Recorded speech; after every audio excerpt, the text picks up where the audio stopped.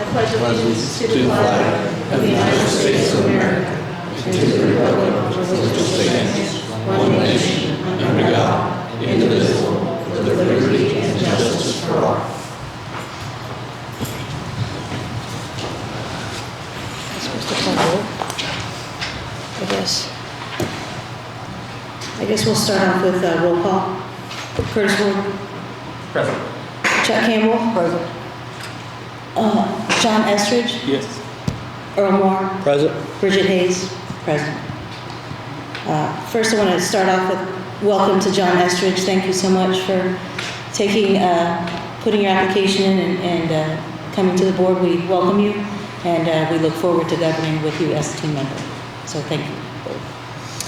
So first, I just want to start off by saying this is our first public meeting about the sewer line going up Reservoir Road. As many of you know or may not know, that this project has been in the works for a while, and the purpose of this meeting, as John Palmer and Bill Schirmer have come to this board several times in the past asking for support for the project. This is yet another iteration of that same realm, which is again asking for our support for this project. But this time we're going to get some things in writing. I assume that the board is going to get these slides like right after the meeting or at the meeting, or? I can email them. Okay. I can email them to you. Okay, hopefully tonight. That'd be great. Thanks, John. Because one of the biggest issues that, of course, I had, and I don't know if others did, but we didn't have anything in writing, and so hopefully this will remedy that situation.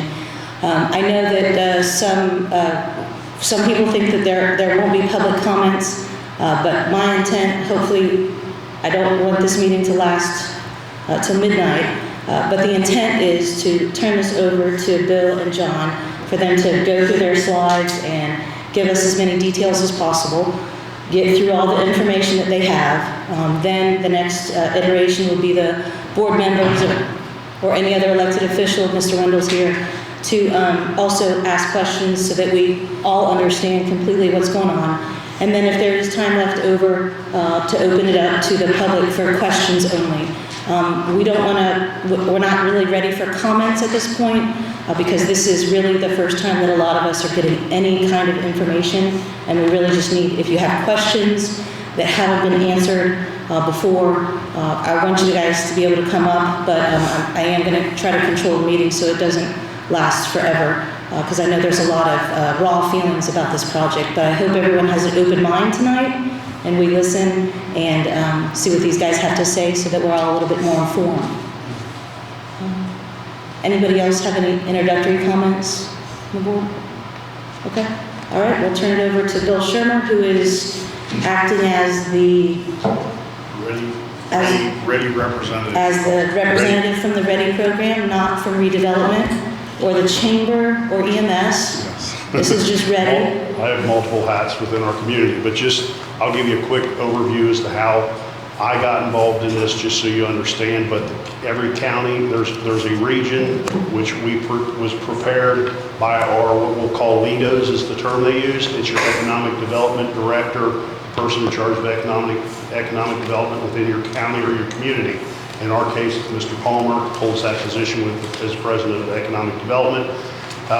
They created a region. It's 6 counties large. It involves Union, Franklin, Ripley, Dearborn, Ohio, and Switzerland. Those are the 6 counties. Every one of those counties had one of their commissioners their commissioners appointed someone from within their community to sit on the READI board. In that case, that's how I got the job or whatever. Okay, so I was appointed to the board by the county commissioners. Mr. Palmer still acts as the LEDO. They have conversations amongst themselves periodically to discuss a project or how a project's moving along, or what questions may pop up. They have phone conversations with this committee of 6 counties, and IEDC engages in the economic development, engages in those conversations periodically. Our board meets once a month, or earlier if necessary, to accommodate requests and things of that nature to accompany the READI grant money. The READI grant money consisted of every region had the ability to put together a booklet of projects ranging anywhere from $0 to $50 million, okay, and submit them to the state of Indiana. The Indiana would then go over those packets and that information and determine how they were going to allocate the funds, $500 million of federal funds. And so we submit, so I want to say that we quickly threw some information together. Some of it no one was aware of at this board or the previous board and this board. In some cases, this information was quickly derived at. This book is the $50 million worth of questions. And whether it's Franklin County, Ripley County, Dearborn County, Switzerland County, there's a lot of information here that probably didn't pass anybody's desk because that question's been asked, and I can confirm that it's very possible. A lot of those $50 million in some cases weren't feasible or weren't in a position to actually to be pushed forward or moved forward, but at the same time, the goal was hurry up and get $50 million worth of information in front of the state, and let's see if we can, where we come into play. They awarded our region with $15 million. So of the $15 million, we actually have the ability to spend $14 million because $500,000 or $500,000 is used by the state to oversee each region, and $500,000 is used within our region to help expedite it and put people in the right positions. We have an attorney, we have legal counsel, we have all that in play. So there's been money budgeted, let's just say, to accommodate that. So there's $14 million on the table to spend. And then our board looks at these projects and evaluates them. Our LEDOs in this case would go in and evaluate. They would say, hey, this one's far enough down the line that it could actually be put into engineering or become a real project real soon. Some projects were just a dream, and they were a good dream, they were a great idea, but they weren't anywhere close to us being able to execute the information necessary to make this happen in a relatively fast manner, get this pushed through the system. The state wanted us to have the revenue, the 14 million allocated before the first of the year. It's all about politics, okay, to a certain degree. I think they wanted to be able to go back to their state legislators and say, look, we've already spent it, we want more. I'm not sure, but that's just my crystal ball and my perspective of it in some cases, okay? There is a project that they refer to as READI 2. The state is very much interested in working with what we call READI 2, which again is a $500 million project. And we don't know the rules and regulations to it at all. We don't know if it's going to actually happen or not, so we don't bet on it. We don't count on it. Some people have said, can this project be pushed back into READI 2? Don't bet on it. Don't count on it because we don't know. Those would be state funds. Those aren't federal funds. Those would be a whole lot nicer to handle because they probably don't have near the red tape that these funds have attached to them. A lot of oversight as to how you spend this money, what you do with it, whether you put it out for bid, procurement, if I get that word correctly. A ton of that follows this whole thing. There's a lot of checks and balances that take place throughout that process. Our board, when they first met, there were the first question around the board was, is there anything that's pressing that needs to be addressed ASAP? There were two projects that actually came into play. One of them was in Union County. I won't go into that, but that was called Little Patriots. And we had a project here in Franklin County, which was the gas line that went up Route 101. And we were requesting $250,000 from READI to help accommodate that project. The reason we were in such a hurry is because Reed Hospital, who was the developer putting up the project, wanted to know whether to buy an electric furnace or whether to buy a gas furnace. And we need to come up with an answer quick as to whether we can pull this off or not. And so that was awarded to us. That was for our first request. That was Union County put in a request. And then we were all back in more of a relaxed mode to see exactly what type of projects check all the boxes that that Indiana economic development we're looking for. First and foremost was population, the increased population. Housing development, that would be number one, in my opinion, I guess. And number two was place, your place. So they were interested in trails, parks, things that would help make it a beautiful, better place to work, play, and live, or whatever. And so they were interested in those things, and lots of other variables come into play. But the Reservoir Hill project, in my opinion, checked just about every box they had. The only thing that caught my attention, I'll tell you from my personal input when I sat down with these people for the first or second time, was what value does this have to the region? We're talking about a hill in Brookville, Indiana. And I questioned that in that meeting, and I got my hand slapped by IEDC. They said, no, no, no. They like that project. They love that project. It puts people in houses and creates exactly what they were trying to do, population. And they were very adamant that my gut feeling is one of the reasons when we gave this $50 million and they gave us $15 million is they had that eye on that project. It's been told to us from IEDC people that it could have been one of the top 10 projects in the state of Indiana that they had an interest in. And so in the book, the way it was written and described, it involved annexation. And it's because at that time that conversation was taking place here in the town of Brookville. And there was a lot of optimism, yay or nay, about that, as you all know. But from us looking at it, there was close to $10 million worth of money in here that was requesting about $4 million from READI. There were bonds, there were things that were issued and put into play to accommodate streetlights, sidewalks, water, sewage. Because in order for them to bring this up to the state in which I think the previous board had, I guess some of those people are still present here, but I think they were trying to make sure that once they annexed it, they could own up to their end of the deal, which was going to be streetlights, sidewalks, better roads, whatever they could do to accommodate that via annexed. That $10 million was not part of the sewage equation, although the sewage equation was definitely a big part of it. Okay, so we questioned, since the annexation didn't look like it was moving forward, I can say that it was considered that this project couldn't happen, it wouldn't happen. I got the idea that it could still happen. There's no reason why we need an annexation to make it happen. There's no reason why the county couldn't be involved in it. And Mr. Palmer and I had multiple conversations to discuss whether we thought it was still a play or not. We went to the county commissioners and said, hey, this is county property for that matter, or under our county's jurisdiction. We think that this sewage line could go up there still and READI could come into play as far as the grant was concerned, and asked them if they would. We didn't want to waste our time trying to determine could it be done or not for a fixed amount of money, $4 million or whatever, which was what was allocated in the first place. So we asked the commissioners if they would give us permission or give us the ability to say, hey, we're interested, go do some fact finding and see what you can find. They agreed to allow us to do that. Well, part of that fact finding determined that we needed somebody to own this sewer, the county, the town, or a third party. One of the third parties we presently have is the Brookville Regional Waste District, who own and operate the line that runs north on 101. And they have a contractual agreement with the town of Brookville then to permit them to put that waste into their system.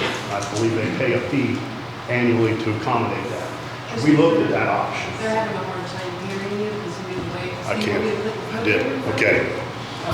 Bridget, does this work too? No. This one? You gotta use that one. Yeah. You want that mic? No, that's fine. Well, we can move the podium over. Does that work now? Yes, Does that work now? sorry. Okay, no, that's perfect. That's fine, that's fine. So, You gotta start at the beginning, man. Just hold it a little higher. so. Jerry's gotta hear you in the back. Is it? Jerry's gotta hear you in the back. You're good. You can hear me right there? Now you can. Just give me a thumbs up all the time, we're good, okay? That's much better. So so we then went and discussed this with the town of Brookville to say, hey, you own the system, would you want to own this, or would you want to be a part of this, and try to open up that dialogue and conversation with the town to determine if they would have an interest in it, and not asking them at that point, will you do this? Our point was that you tell us that you collectively think that this is something you would entertain the idea of, then again, Mr. Palmer and myself would go out and research as to whether we have the ability, and we use the number, presently we use the number, I would say, for most of our $4 million, because that's what was in the book, okay? That we were ready to contribute to the project. So we did meet with a contractor that he will give some slides, and specific slides to, which was one option, okay? There could be more than one option, but it was an option that was feasible, it worked, it It's a system that's being used across the country in other locations, and we're going to give you a bit of a slide presentation to show you exactly what that looks like. But my point to the board was to make sure they understand that Mr. Palmer and myself are not telling you this is what you need to do. We were just making sure that it's feasible, that we didn't waste our time to find out that it's going to cost you $6 million to do this, and we don't have the money to do it. So we wanted to know if it could be done for $4 million. We're basically at that $4 million number. Came back and we're at about 4.5. That's why we asked already for $4.5 million.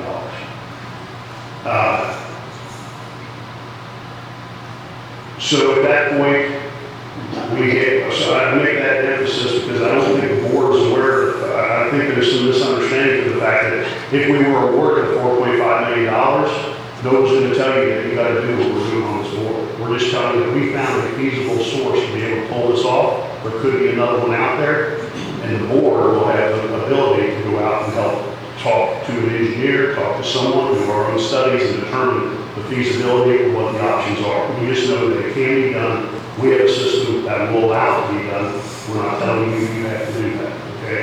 And then you will put it out for bid. It's not something that you say, hey, this guy's got a great idea, we're going to use it, we'll be an engineer. Those costs for all that are factored into that project.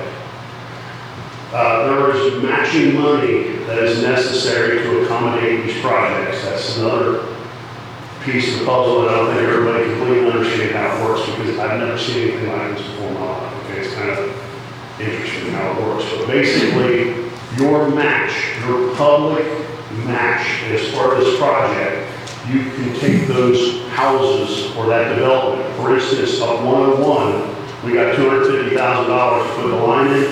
We have a $7 million READ housing project. That's our match, part of our match. We can use that number. In this case, we have the potential to build 100 homes, and I don't know if it's 100 or if it's 400. I'm going to use a number of 100. It could be all over the board, but let's just assume that number is 100. We have the ability to put in 100 homes. Let's assume they're $250,000 homes. That's $25 million. We don't know if it's going to happen. We don't know if the market's going to let us sell houses. We don't know if interest rates are going to go off the wall. We have no idea. But IEDC is letting us use that number as a match. So you got $25 million worth of match that they're not anybody's talking. It's just what we call it. Our board refers to it as speculative match. We're speculating that could occur. The second piece of the puzzle was that IEDC would request us to create a residential TIF district, because they want to know that we're not going to build it, create it, and not be able to manage it or maintain it, or extend it, service it, or take care of any other issues that pertain to it. So they're requesting a residential TIF district. And so we asked the commissioners if they would follow the lead with that or give us a letter of support allowing us to create a residential TIF district. And then we went to the school board to get a letter from the school board, because sometimes the school board is reluctant to the concept behind TIF because it does affect income taxes and increased taxes, and we operate off of that. We had, I see Mr. Gilder from the school board, but we met with the school board and went over this with them and explained it to them, and they did provide us also with a letter of support. So we got a letter from the commission, we got a letter from the school board. What the TIF district does as far as match is it allows us to capture. So assume that that house that was built for $250,000 or $350,000 home probably, it has an assessed value. Whether it's $250,000 in Franklin County, it seems like wherever your house is worth, when you can sell it for, we won't assess for that, okay? And so your assessed value is $200,000. Being a residential home is going to have a cap of 1%. That 1% would be $2,000 worth of taxes. You'll pay $2,000 worth of taxes for your new home, but the TIF district will have the ability to capture that revenue and then hold it and use that revenue to help widen the road, take care of a pothole, or extend a line or anything that infrastructure-wise to help accommodate that district or that area that TIF district is in. That's also an equation that we have not done yet, but we will work with the board or whoever to determine that number, which again it's not a fixed number because we don't know what those houses will assess at. We don't know whether we're these tax rates, but we can come up with a really good idea when it comes to that window. And so we will be using that number to match also. So we said there were 100 homes and they were due like $150,000, 25 million. It's 1%, $250,000 number. But I didn't have to go quick roll that. I didn't see the beast. But anyway, that's how that action was in place. So people understand, as far as I'm concerned, there's no out of pocket. There is out of pocket because these people are sitting here and their employees have been engaged in really engaged in conversations on their clock. Okay, if I want to say that, but at the same time, for the most part, the engineering aspect of it, the design work involved in it, the bid process, there's contingencies, there's a lot of numbers that I have there that were given to us by a engineer and or the person who put this idea in place. We can't share those numbers in a public meeting only because if I told you that I was buying 20-foot sticks of 4-inch pipe for $20.93, and you put that in the paper, then when they put this thing out for bid, it wouldn't be fair because somebody's already seen the numbers that we got as far as the projections are concerned. I recently seen a piece of real estate. They were applying for a $5 million grant. It took a 10% match. They had to come up with $500,000 to get the $5 million. It looked like it was going to go through. They went to the property owner and said, "Do you understand it is for sale? Is that correct?" They said, "Yes, it is. We're interested in selling it." They said, "Can you give us a price and what do you think this price was?" $5,500,000. They bought it. But that's because so we're trying to be as decent as we can and as transparent as we can. And share these numbers with you. I can share some of this with you. I can tell you that I'll just say from an engineering standpoint, I'm going to throw a round number out there of $250,000. As part of that $4.5 million number, so you know, there's numbers in there that pertain to some of that. For instance, $250,000 of engineering. So when you guys sit back and say, wait a minute, we're not spending $4.5 million to put a pipe in the ground. We're probably spending more like $3 million for the pipe in the ground. A lot of that revenue pertains to everything down to grass seed and landscaping. The fix it when it's done is in your $4.5 million figure. And I, with your legal counsel at some point in time wants us, if we're in a position to eventually share numbers at some point in time, we will do so to a degree. We got to be careful, John and I, because someone put some time and effort into coming up with that calculation, and I sort of feel like they own it. It's theirs. Okay? And so I can't share that with just everybody in the world. But you guys are going to have to put this out a bid, or you're going to have to get some design numbers and stuff, and we will share with you whatever we can. I guess we could ask the engineer, the person involved, I'm sure he would say, by all means, share with them. Okay? So we can do that whenever we get there. With that being said, I don't know if I've got you up to this point. I think John has some slides and some explanations as we move along here that we're going to go over real quick. And then I'll start asking you guys about, we can have some dialogue and Bridget at that point and make sure we get some answers, questions answered for that. John, if you want to handle the way. I'll take over. We're going to go through the levy slide real quick because Bill covers it all. So I'm just going to flip through these things to get what Bill didn't cover. And that is, where's it going to go? Can you pull your mic up a little? I'll do that. Okay, thanks. So essentially, I'm going to block this and try not to.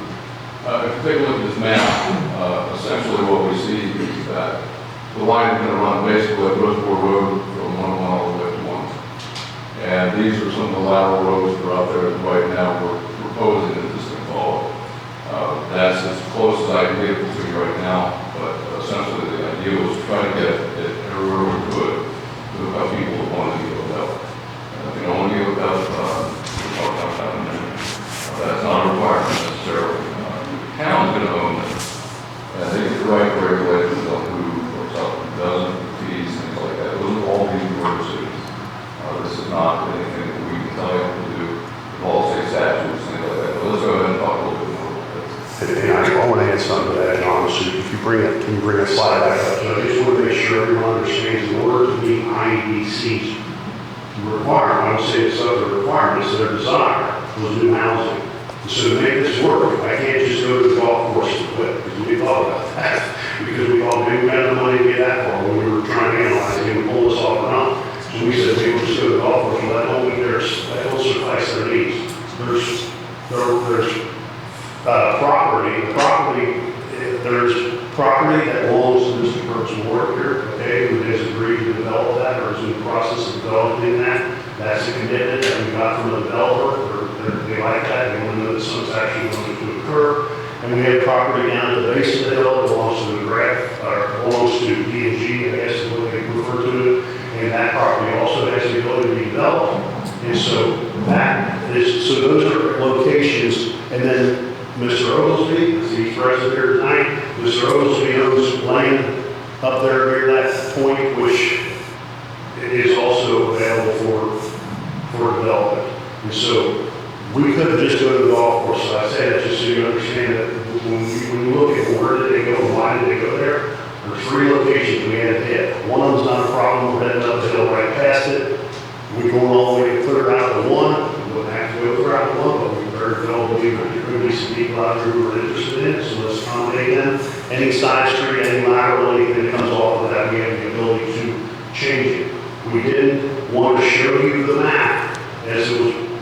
We didn't want to show you here as this for a fact, because when I find out that it would make more sense to go a different route, or when they find out it makes more sense to go a different way, then I'd be a liar, because I told you it's going this way, and it did, it went that way. Well, that's because that's a draft. It's nothing but an idea or a concept, and we knew that it could be done, but I want to make sure that the board knew that part of our reasoning was there's undeveloped property that has the potential to be developed, and that was one of our goals. There's additional property out there that's undeveloped that very well could be. We've been told from one property owner, no, I don't want to. We've been told from other property owners, maybe someday. So it is sized to accommodate all that plus more. Good? Yes. Okay, good. So anyway, Bill just said that, we're going to pass this and start talking about the system that we were looking at that would actually go in if you wanted to use this system. Essentially, each home would have this tank. And this tank is different than a septic tank from the standpoint of there's metered flow that comes out of it. And it's not, in other words, if you go in and flush everything in your house, you're not going to get that right out of your waistline. And so whether it be a septic system that you run with a leach field or just hook up to a normal sewer system we're talking about now. But just to give you an idea how this thing works. Obviously this white pipe over here is the one that goes into your house. And it fills this up. Notice there's a couple little holes right here. That actually, that's what they call a relatively clean zone. That water wash over into this tank over here. That's where the pump picks it up and puts it out into the waistline. Goes out to the sewer. The reason that that's important is because in all septic systems, you always have some sludge and solids that they call it. You also have some oils and things like that that float on top. What this system wants to do is have all that oily material stay here. The sludge stays down here, so you get relatively clean water out of this. And that makes it actually easier on your waste treatment plant because you're not getting all that kind of solid. And Tim knows all about the minute testing. Anyway, let's go on and take a look at the next slide. Essentially, this just describes what it does. Again, it's grabbing the from your house into this tank. From in the tank, then essentially is metered out with that pump that you have. And the pumps we'll talk about just a little bit again. But essentially, it says that gray water from the center zone is cleaner than most water that you get out of the system that you have already now. And that helps everything. This is what the tank looks like in your house. There are those 2 little green circles. Excuse me. Those are actually the access points where you can go in and service the pump or you have service the line going in. So basically it's level with the grass in your house, assuming the grass in your yard. So there will be an electrical outlet that needs, electric box that needs to be put on that actually controls the electricity going to the pump, and it actually also senses the height and the water in there, and it helps meter that water out of the system into the septic system. Whatever you do, no matter or not, you're going to own it. And because of that, you own all of this. So essentially, you're going to be required to maintenance. The biggest maintenance is going to be pumping stamps once every 10 years. And the reason that they recommend 10 years is because the longer the solids stay in the tank, the more digestion takes place in that tank. It actually reduces the amount of solids that are in there, so when you pump it out, it's not going to lose much of you get out of the normal septic tank for 5 years. So that's a very good positive to this. As far as cost of that, we'll talk about that in just a minute. The building owner is going to be responsible for the line running from their house to the tank. That's the way it is now. Essentially, you have a septic tank, you're feeding the sewer system, the line from your house to that sewer to yours. So very similar to what we would normally see. The pumps don't take much electricity. That's an important thing because the homeowner is probably going to be able to pay for the electricity when it's on. It's only half horsepower motor. It's also a motor that's off the shelf. It's not custom built. In fact, if you folks remember, recently we gave $100,000 from the county to Minnesota to replace the pumps that they were using. They were not off the shelf and proprietary pumps. They were to work on sensitive parts. And so we were able to give them $100,000 from the county to actually replace those pumps and make it a little bit more efficient. These are even more efficient than the pumps that I'm working by. So again, about $1 a month for us of that. Now, this is the last slide, and this comes down to rules and requirements. You get to write those. And take a look at the state statute. A lot of people say, I'm going to have to hook up. You do not have to hook up. And I've done this before. Before I lived in Franklin County, we had a sewer program. We had 65 homes in the subdivision, and essentially they were failing because whoever did the perk test 2 years before we bought houses didn't do a good job. 2 years into it, we started having failures with septic fields, failures with tanks, failures with pumps, things like that. We did not make anybody hook up that didn't want to. We bypassed them if that's what they want. And essentially we would do the same thing with this. As far as the state and holding their standards, they are consistently trying to make sure that if you have a working septic system, that you are not required to hook up. There was a statute passed in March of last year, and this covered people that had relatively new systems. But essentially what it came down to is if your system isn't failed, a private system, for instance, can't make it hook up. The reason people worry about this, both the people providing the sewer and the people that have to pay for it, is that if you have a system where you have to spend a lot of money to put it in, you have to have enough money to come back and pay for it. This system especially doesn't fit in there because you're going to get the money you need for this thing. It's not going to be the normal system where you say, I got to put $4.5 million in the ground, $4.5 million has to come from the county reserve somewhere. So we have to have a bond that you pay for that. This is going to be money to put the system in the ground. And so you're not going to have to worry about more most septic sewer systems do to get the money back. Private systems, by the way, in Indiana are allowed to make a profit.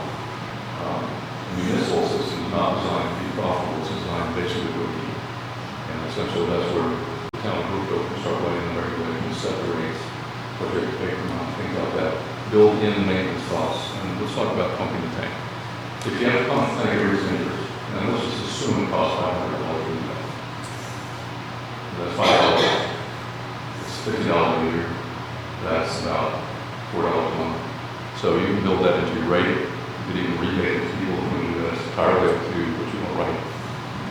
We're not telling you what to do with that. The person that installs this is not going to tell you what to do.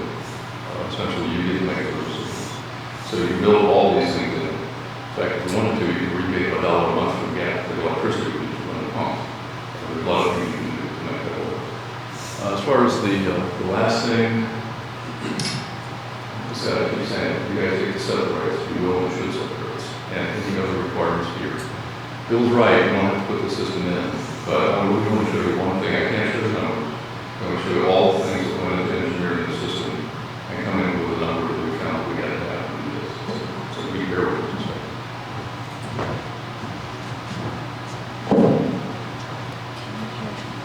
Not sometimes. Can you hear him? A little bit.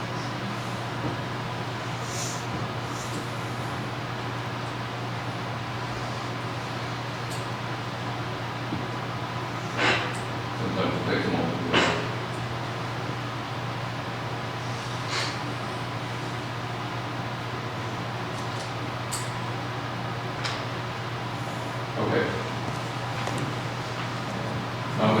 down for this short food here. But this is basically what we got back from the person who designs these systems. And these are the things that he went through to make sure that what the costs were going to be. Because he understood what we were asking. We wanted to ask if this system was feasible for the amount of money that we've asked Red to give us. So we went through the first section here, the bonds, insurance, mobilization, erosion control, as Bill said, seeding the landscape. And these things are not necessarily putting things in the ground, but they're all required to get this done. Even traffic control while we're working on the roads. If we go down a little bit, you can see all of the piping that he went through. So what he had to find, clean outs, valves, boxes, whatever needed to be done to put the system in as closely as possible to the map that I took. And then we get down to permits, engineering, design, whatever. It came down to $4,464,107. Now, I don't have a problem giving you that number, because that's the number we filed with Ray to ask for the grant. So, we're very reasonably sure that you can put that system in for that amount of money. And also notice that line number 2 here in the last section, line number 3, excuse me, basically line 6, I'm sorry, 10% of that's contingency fee. So if you run into a problem, we got extra money built into it to actually take care of the problem. The other thing Bill didn't mention is that the money that you get has to be used for this project. So anything related to sending sewer up the hill or taking care of any needs on the sewage treatment plants that you might run into because of the extra flow or something like that, that money can be used for that. It has to be used on this project. It can't be used for anything else. So if you're there with $300,000 extra dollars, you can't say, oh, I'm going to go fix our road, or I'm going to do something else. Does that make sense? Bill, I'm going to turn that over to you. It's fine, I'm extreme on all that. That's what I do. I love to just stand there and talk. So I just thought on that slide you got up there, for instance, you're going to see a number of 10%. So when their contingency 10%, they take the total of this project, and let's just assume it was $3 million, and they take 10% of that number, you're talking $300,000 worth of contingency. So when he talked about the situation of, hey, we just need to keep this money invested in this project. Will there be some overrun? I think there might, unless we run into some real big problems. But if there is, it has to be spent within that system. It can be spent at a plant, it can be spent between the plant and the project, it could be spent to extend the project farther out. So it can be done. We did a project, we're in the midst of working on a project presently in Dearborn County, the water line, and there's about $721,000 left on the table in this project that came in under their bid. And our explanation then was to run as far as you can north, and when you run out of $721,000, put a fire hydrant. And that's our explanation of that. And this project had the same ability to expand it, address other issues or whatever. But I said, I think it's important that we know that that number is not, you're not working on the skin of your teeth there. I mean, so, back with this system that he mentioned, you own it, okay, or the town owns the system. So this is, in this particular case, there's a tank that sits in the yard that belongs to the town of Brookville. There's a line that runs from that tank to the main out on the street that belongs to the town of Brookville. I don't know, and John, you may, but in the event, I know in St. Leon, they have grinder pumps. Those things are real expensive, I think. Maybe you probably know. But they have a light that comes on when there's an issue, I believe, or something that indicates that. Is there any light or anything that you're over here in this? Yes, there's safety features, there's lights that come on to tell you the water's high or low. So that's part of that box. Okay. And I have something like this at home. It's not as sophisticated as this, but I've had that same grinder pump for 25 years. And it tells me when there's something wrong. It's only been one thing wrong in 25 years. And when I look at the maintenance aspect of the project, this is the town, what are they gonna do? Hire more people to babysit this whole thing, and they're gonna be taking phone calls 24/7 in the middle of the night, who they call Gina. Anyway, so my point is that other municipalities or other locations have basically contracted this out, and that's a decision the board would have to look into and see. But we've seen where other operations have had the ability to create a maintenance contract with an outside third party, they pay them a fee, they know what the fee is because they build it into the cost of the sewage. So it's pretty much a given that it can be accommodated, and that that person manages the system. They get the phone call in the middle of the night or whatever it may be. When the system needs to be pumped, they have the equipment and they're in a position to do that. And we do have someone here, I know someone locally who's involved in that, who's been involved in that actually with a contract situation like that. So I say that to the board because I think it would be a concern of mine is the maintenance and the cost and all involved. When you're borrowing money, you're bonding money, you're creating loans and all these things, and Bridget can correct me, but who is the company that looks at your attitudes, questions a million times, that looks at rates for water and sewage in town? Baker Tilly. Baker Tilly. So assume that we use somebody like Baker Tilly, and we were able to step in and say, here's our expenses, here's our costs, and they come back at us with a number or a rate to help give us some perspective. Because I don't know this stuff. Okay, so somebody like that who I would be dealing with, one of the things they're going to look at is your loan and your cost. That's probably the biggest thing in any municipality communities. How much do we owe on this? You don't know nothing. So you got that advantage. And I would assume that that advantage will roll over to the people in that community. Although there is a higher rate when you're outside the municipality versus in the municipality. Those numbers are numbers that you guys will play with, deal with, or look at, or consider. And I think that's important to know.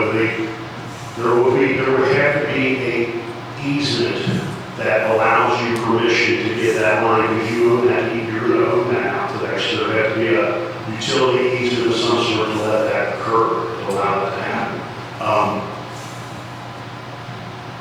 Trying to think of something else that I could cover on that.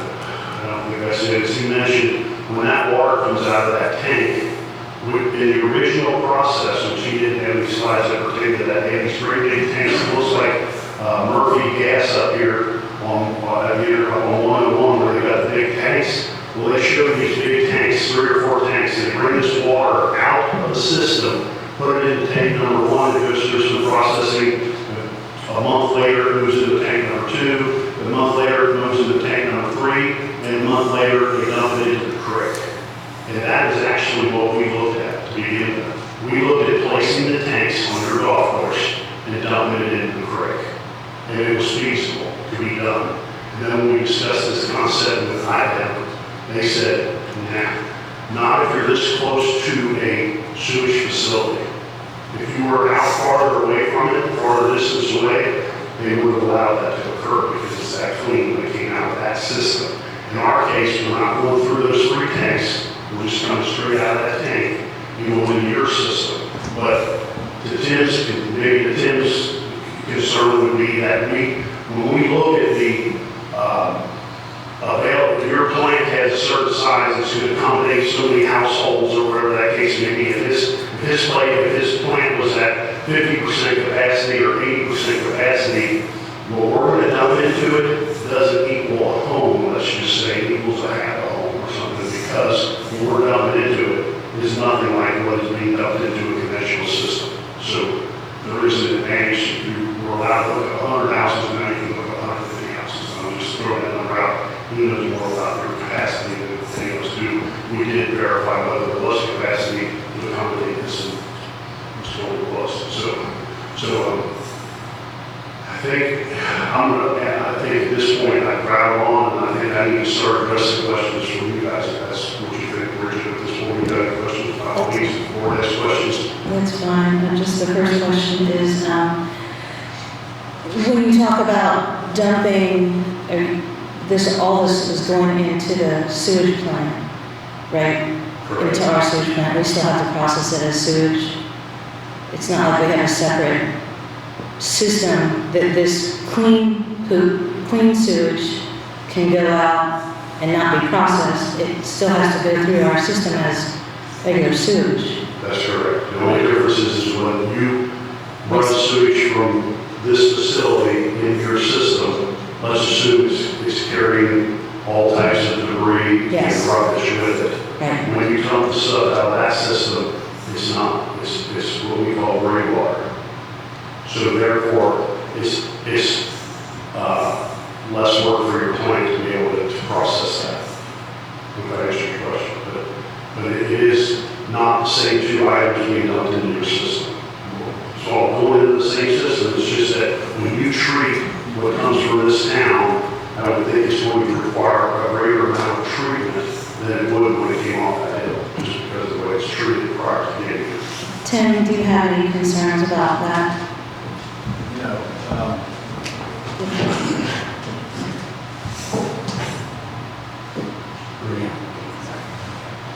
I don't have any concerns about that because the separation that he's talking about, that is, it's a lot easier to treat than just normal sewage. So there's no concerns on that part. Okay. Do you have any questions for him? Not at this time. Okay.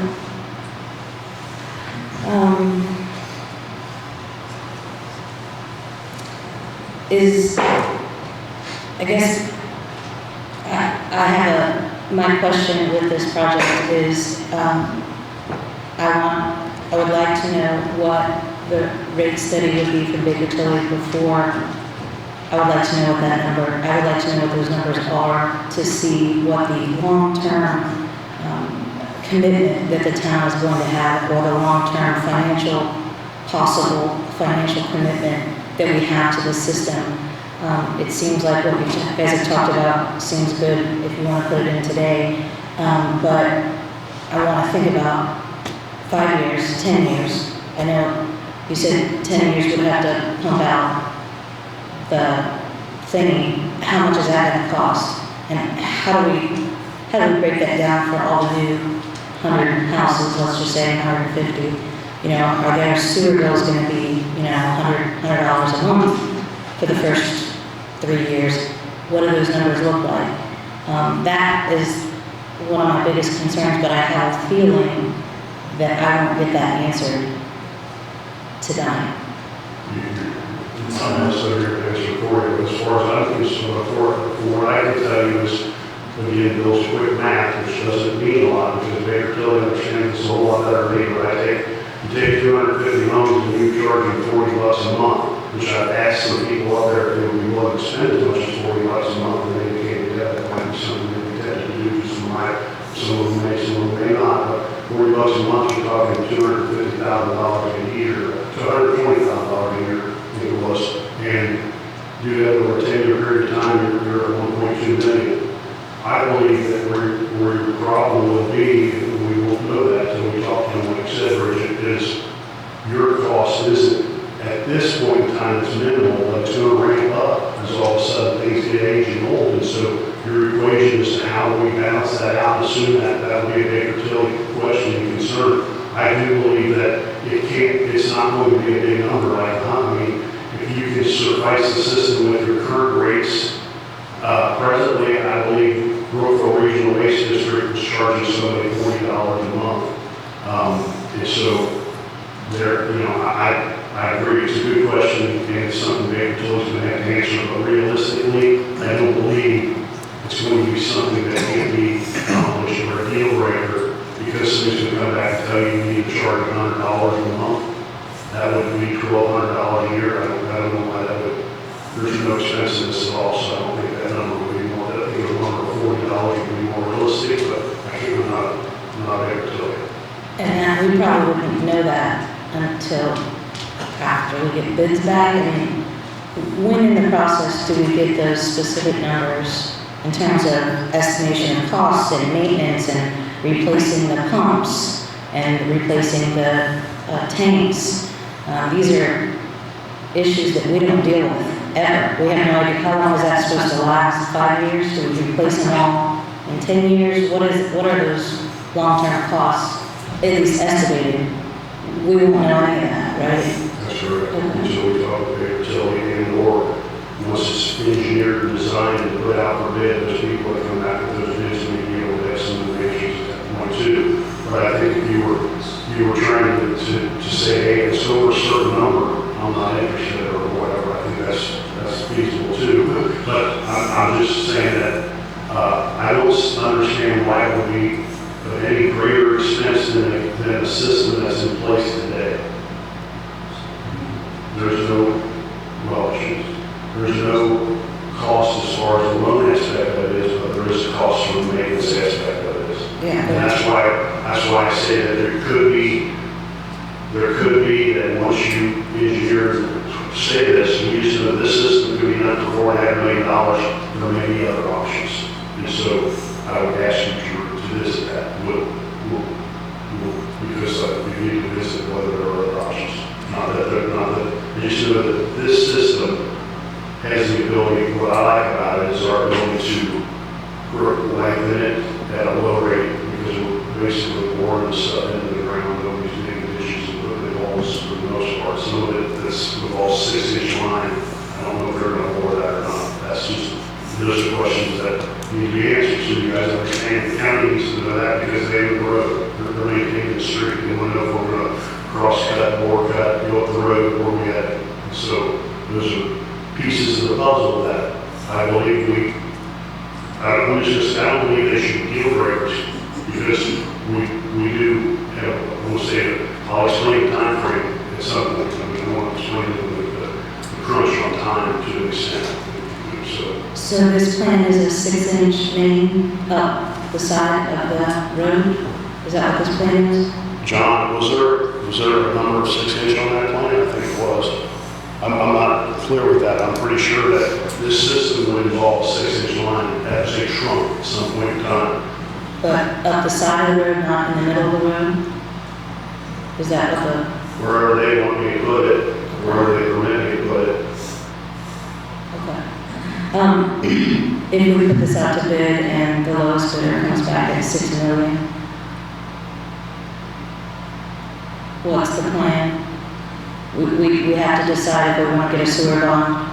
You would, or again, you could, or you could just say we're working on that. That's not what Bill and John presented us with. I guess to some extent, I have no problem owning up to the fact that we're pretty certain that those estimates were done when things were priced high, and they've come down since then. So cost of pipe has come down. So Would you have the option to rescope the project to decrease the reliance runoff? absolutely. Good point. I'm sorry, can you say it one more time? They would have the option to rescope the project and decrease the number of laterals instead of going all the way around Spade Road here, example, or going up to one, like you mentioned, they could scale up that.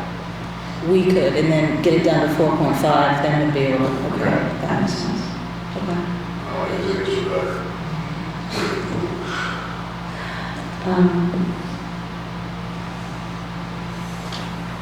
You guys can, What are the communities if you that, want to talk into the mic, please. what are the communities that are currently using this that we could contact and talk to? I will get that information for you, and I'll share it with the entire board or whatever. I can make sure that you guys can share with anybody in Irvine, because they don't know unless John knows for a fact where these systems are already placed or whatever. I know that I have talked to a local contractor who said he was involved over in Ohio installing these systems somewhere. So I don't know, but it's a very, very good question, because I would like somebody else to say, you know, it's like buying a car or whatever. I want to know what your opinion of that car is, so by all means, we need to get that information. Did Kevin do the system in Batesville as part of their extension? Please. Did Kevin Jacob do the system in Batesville? Yeah, Kevin Jacob, it's his company, Earth Tech, and Kevin has been doing this for decades. And technology itself is not invented by him, it's been used in Europe for many, many years. There's a lot of applications across the country. There's actually a complete package plan built, shipped down to the East. But there's plenty of places where we can call and find out how happy they are with it or not. There's one in Amarillo, Ohio, it's relatively small, there's 30 people in the town, but they are in love with it. But we can get you a list of places to call and get references. If we get to the bidding process, this is a specialty type of sewage collection system. How will somebody that has a gravity system or some other system, it looks like the bidding would be apples and oranges rather than apples and apples? And my suspicion is that you would request a bid sewage process that hits these 3 locations, as we've indicated, as someone to possibly engineer, what's that word I'm going to use, design, engineer, build, Design build. DOB or whatever they call that. Design, build, engineer, things that are very good. And so that would, you would put that out, and then they may come back with 4 or 5 different ways to accomplish this goal to get it to there. And this system would be one of those systems, and then you would have the ability, I think, with your council may agree, but I think if you guys wanted to meet exclusively with each one of those vendors to understand that system inside and out, you could do that in an executive session. And so that way you're not playing people against each other, and you so you have the ability to do that. So, yes. Bill, let me just add this. There's different ways of doing this, but the best way to do it is actually put out a request for proposal and say that we want to connect this many places, many homes, or lots, or whatever, and then ask them for their proposals and how they would do it, and also ask for their qualifications. Well, we really don't know how many homes. I'm sorry. We don't know how many homes. Well, we can actually, I can tell you how many were expecting this. Okay. There were actually 160 expecting this. Originally it was 100, but then the number was 100. We raised it. Those are Those people up there might want to. The other Those thing are is, existing homes, John. Those aren't potential homes. So the system was specs, the 6-inch line, as you mentioned, or questioned, in the middle of the road, or where, that system would have the ability to accommodate, I'm going to use a number here, John, 800. I think it's higher than that. we need to have an answer to that question. That's a really high number. There may have to be more lines because you got to have this over here for 800 houses. Okay. And so the whole thing for the entire council is it was spec to cover as many of the roads up there, many houses were already there, plus new construction will take place. And the discussions that we were having with Kevin is that go ahead and hook up the people that are there at the point. And any new construction that's built into the cost of the house. Is there any estimate on how much each homeowner would have to pony up to hook up to this tank and pump unit? So, About? okay, so you don't have, well, we don't need that picture up there, but so there's in that equation up there, there's a price of a tank and there's a price of the plumbing to accommodate that tank. That's in that request, that's in that $4.5 million. And so let's just say there's at least, there's a number of those in there, that's part of the number problem, but there's part of this equation gives you the ability to hook up a number of those homes for free, if you wish to do so. It won't cost them anything other than they have to get that electric, so that box he showed you on the outside of that wall that handles this situation. I don't believe, some people might have bushes, some people might have a porch, somebody told me they had a deck that was over top of their existing tank, whatever, there's going to be obstacles for another home. That would, I'm just going to say, an electric contractor would come into play at the homeowner's expense to accommodate that. And then if the town wished to implement a hookup fee or a tap-in fee, as they do in other cases, that would be possible. But I will tell you, it's not necessary unless it's necessary because Baker Tilly told you in order for you to reach the number you need to hit, maybe there's a need to put a fee on that hookup or that tap-in fee. But for the most part, they're wouldn't, you know. So this grant includes not only the main line, but also the tank and pump, and then also the pipes to the house. Correct. And, okay. Because I'll just say, Bill Schirmer saying, okay, my fault was, I wanted to have the homeowner to have some skin in the game. I said, I just didn't want to see us go digging up your yard and everything, you know, I have skin in the game. So I was buzzing in my head, was there would be a tap-in fee, there would be a hookup fee. The more I thought about it, I had some discussion with some of you out there, I know, and we talked about it briefly, and that was that you do have skin in the game, because you're not going, you're going to be one hiring an electrician, maybe that'll cost you $200, maybe that'll cost you $500, so there will be skin in the game here with that point. But technically, we're running this line up the street, and we're going past your home, The road has your own, John, and we're gonna give you the ability to say yea or nay. If you're interested, we're gonna run that line through to the back, we're gonna set a tank in place, we're gonna put it all in, you're gonna worry about how you're gonna get electric from your main box to the wall to accommodate the project. I'm assuming this contractor's gonna have done this a half a dozen times up and down the street, for all I don't know, but, so that's how that would be accommodated. So the line that Kevin said he's gonna put in, it's not only to the tank, but it's from the tank to the home? No. From the Okay. home to the tank is yours. That's a good point. Okay. Good point. So I just we were told that in most importations, or most instances, I don't know why, but there must be some theory behind, but when they do it, they usually put the tank next to your tank. They don't dig your tank up and have it all collapsed and try to determine what size your tank is and pump your tank. It's probably time-consuming aggravation on their part. They usually go where the line comes out of your house and goes into the tank. They set a tank over here, they dig back into the yard, cut it off, put a Y, and it goes to the tank. Now, I would assume that they're going to be engaged in that installation, that aspect of it. Wouldn't you think so, John? I mean, they're not going to set the tank with a 4-inch line coming out and say, okay, you got to figure out how to get from there to there. I think we're all on the same team, and there will be some accommodations to that. I'm sorry, can I just clarify? Yeah, go ahead. So, from my understanding, in discussing the setup with Kevin, was that there would be kind of like an allocated amount per home up to 160 homes. And that was kind of like each home had an average cost of X.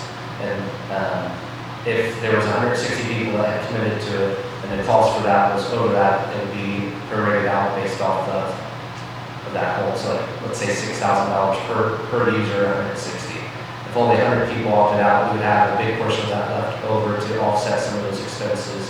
For some of the people that they have tanks that are further away from their house or in the backyard, some people may opt in to put the tank in the front yard versus having a whole one next to a hole in the back. That may be a cheaper route for that. So I don't think it would be necessarily accurate to say that it would come to the entire expense to put it in. There would be up to a certain figure per hole, depending on the number of users that ultimately end up in it. Is that correct? That's inaccurate. That's inaccurate or accurate? That's accurate. Okay. That's what, so for example, if you had a home and it was, if you had a quarter-mile private drive, that's going to be much more expensive than someone who has a 250-foot setback off the road and that.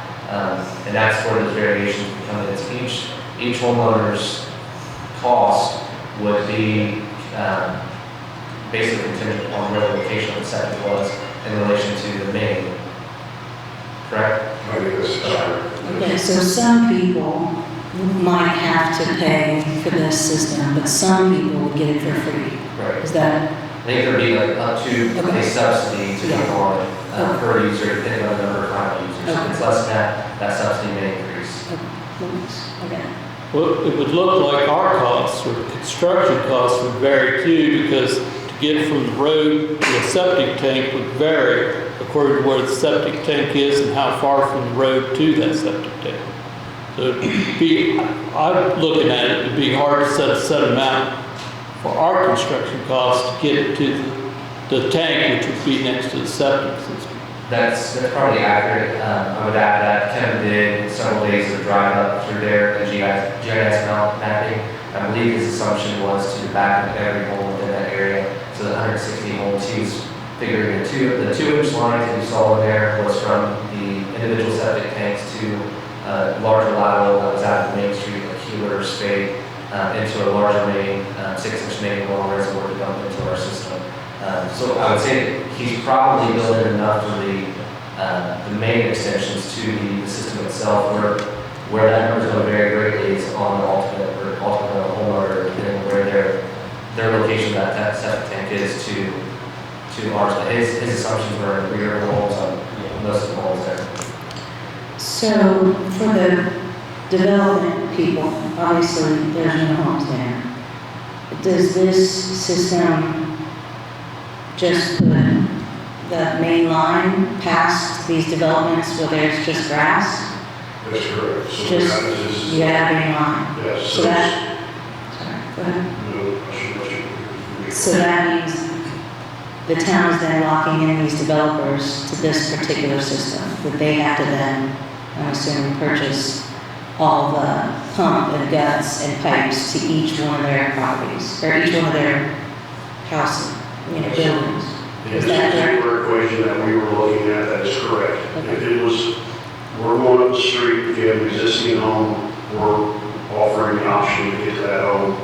If you have nothing but a vacant lot, then it's still a vacant lot, we're going right on by. When you elect to build and sell your home for $200,000, you should sell your home for $210 because it costs you $10,000 to put this in place, let's just say. So that cost would be on the developer. The developers aren't going to necessarily get, hey, we think we're going to build 12 houses, and we're going to do 12 tanks.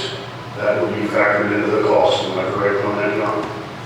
So some people have asked the question, more of the developers when they come out of the snow like roads, well, maybe if they get some houses built or something like that quickly, maybe retain that. But we're going up a public right away or a street. So if someone wants to build a new subdivision and put a road into it, until the county has it in their inventory and it's referred to as a county road, I don't see us going on it until that's been determined or whatever. I think we're all on the same team. We're interested in that. We're interested in population. So what can we do to help? What can we do to block? What can we do to help? So take Dave's proposed on $500,000 or $1 million hill.